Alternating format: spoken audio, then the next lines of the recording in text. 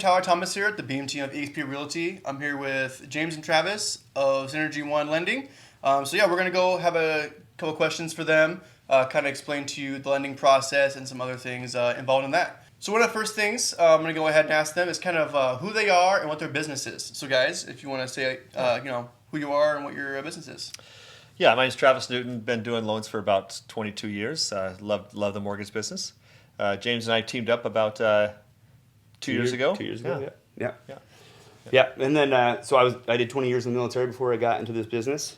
Travis and I have been friends for over 15 years, coaching with our kids together and whatnot. And so as I was getting close to the end of my military career, trying to figure out what I wanted to do, Travis just talked to me about getting into the business. And instead of sending him all of my veteran friends to do VA loans, he said, "Hey, come do these yourself." So that's how I found myself 2 years ago getting started on this.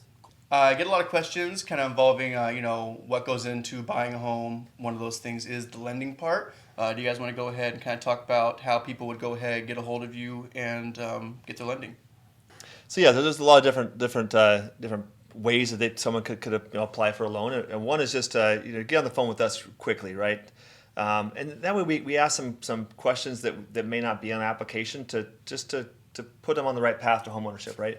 So we're going to go into details that like I said, aren't going to be on the application, whether certain job times or things that may be red flags that aren't going to show up, but we're going to know what they are, and we're just going to put them in the right program. But first off, the easiest way is to fill out the application, right? When we're done with that, just fill out the application. Probably takes 5 or 10 minutes to fill that out. Once we get that, James and I can jump on that right away. It probably takes us maybe 15 minutes to finish the pre-approval, as long as all the pertinent information is in there. Documents. And then, documents. We know what their credit score documents are, all those things we need to make a decision. We can usually get back to you and back to the home buyer, in 30, 40 minutes with a pre-approval letter, right? Perfect. Yeah. So one of the other things that we do as well when we're talking to the borrower and looking over their application is we're also reviewing what loan programs would be available to them. We never want to pigeonhole a buyer into a loan program. Yeah. We want to make sure that we're putting options on the table. Conventional, FHA, VA. For veterans, the Oregon Department of Veteran Affairs has a loan program as well, right? So we're looking at loan programs while we're looking at the application as well, so that we can make sure that whatever the borrower's goals are, nested with the strength of their file in the application, that they have multiple options available to them as far as loan programs go. So, and that's a question that we get a lot during the application process is, what are the loan programs that are available to me? So we'll lay all that out there for the borrower. Okay. Another question we often get as realtors is kind of how much you need to put down to get into a home. Kind of the old way of thinking is you need 20%.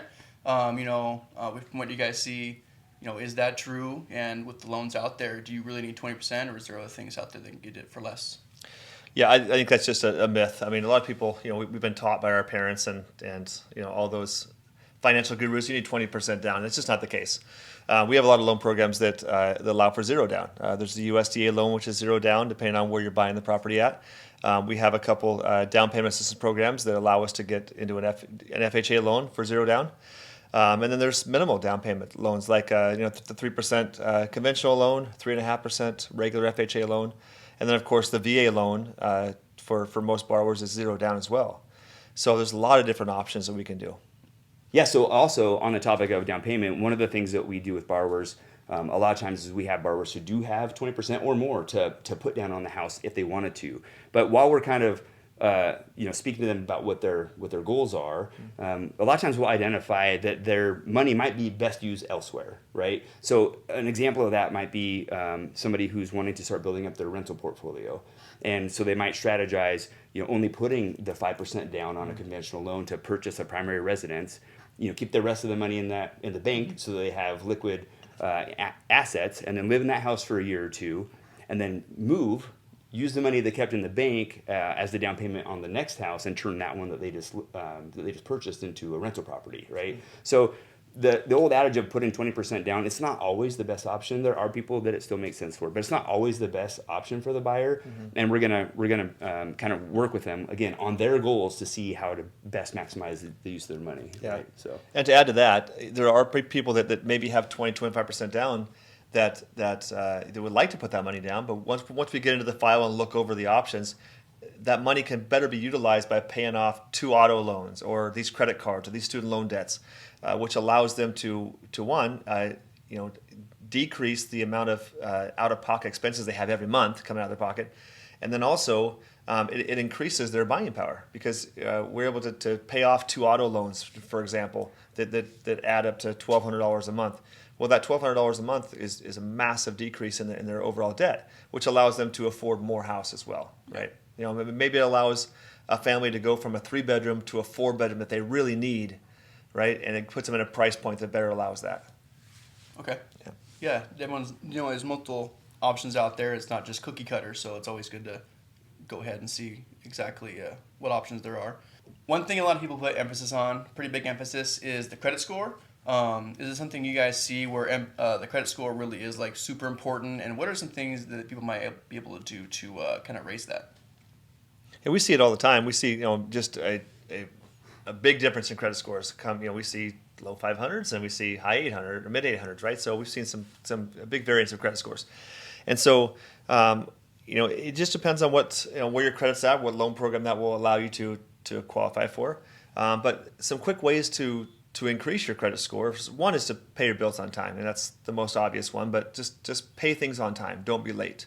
Because one late payment could have a drastic impact on driving your credit score down and frankly getting you, now you're unqualified for that loan that you were approved for, right? But the other thing is to keep your credit card balances below 30%. That's just a big rule of thumb. I keep, I tell everybody and try to keep mine under 10%. Just pay it off. As soon as it gets above 10%, I just pay it off. And if you can do that, that's going to increase your credit scores dramatically. So rule number 1, pay your debts on time. Rule number 2 is to keep your credit balances below 30%. I'd like to actually just jump in real quick, give a real life example of what Travis just happened explained, to you, yeah. right? So as I was transitioning out of the military and then into the mortgage business, during that transition, with the uncertainty of like what my pay every month was going to look like, right? We lived on the credit cards a little bit, right? So we went well above that, 10 to 30% kind of rule of thumb to keep your score at a higher score, right? So my credit score dropped from like high 700s to like a 680, like quickly, like that, just because we increased those balances. And then as soon as everything settled down and we were kind of knew what our budget was going to look like again, and we got that paid down, virtually paid off.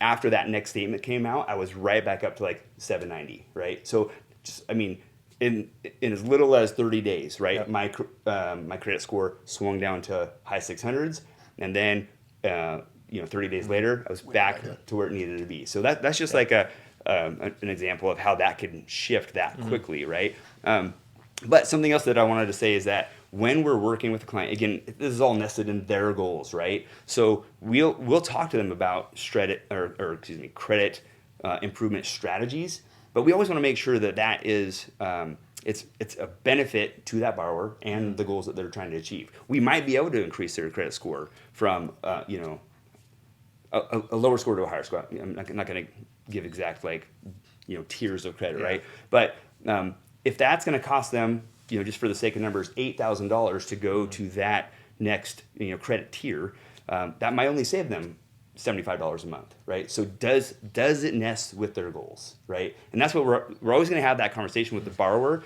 because again, we want to give the borrower a pathway and then options, right? Instead of saying just like, hey, you need to do this to get your credit to here, because even though that is a benefit to the borrower to have a lower monthly payment, the borrower might think it's more of a benefit to keep that money in the bank and then just have that little bit higher monthly payment. Does that make sense? Yeah. Right. So it's everything involved with it. Yeah. Correct. So we just give all the options, right, and just lay it out for them and say, here's option 1, 2, and 3. Right. And then maybe more options than that sometimes, but we let the consumer decide what they want to do. Obviously, that's our job, is to be a consultant for them. I heard recently there's a really good change to the FHA loans. Can you kind of explain maybe what that is and how it can help the consumer? Yeah, they've recently made some changes to the mortgage insurance premiums. So that's going down. There's a lot of different factors that are coming into play, but basically they're going to go down around 30 basis points, which is pretty big. So it could be $150 a month in payment change to the borrower, right? So it's made the affordability that much better for the borrower. With the raise in interest rates we've seen over the last year, the mortgage insurance coming down is going to be a great benefit to the borrower. Is there anything that's kind of like more specific to you guys' business that you want to talk about? Well, we offer all sorts of different loan programs, kind of as we already pointed out. But what Travis and I like to specialize in is VA for one, right? With my background in the military, most of my acquaintances and friends, my circle is veterans, right? So really, I love working with the veterans and the VA loans. But we also work a lot on the FHA loans. Almost 9 of 9 purchases that we have going on right now are all government-backed loans. And one of the things that is kind of important about that to talk about is that in 2021 when the buying frenzy was happening, right? Almost everybody was accepting conventional loans, cash, right? Yeah. Cash offers, conventional Cash loans. offers, It was a lot harder for FHA and VA buyers to buy in 2021. Now in 2022. Well, they've always been fantastic loans, right? There's just a lot of myths out there about those loans that just aren't accurate. But in this current market, we're seeing a lot more, and for us, 90 to 100% of our pipeline being those government-backed loans.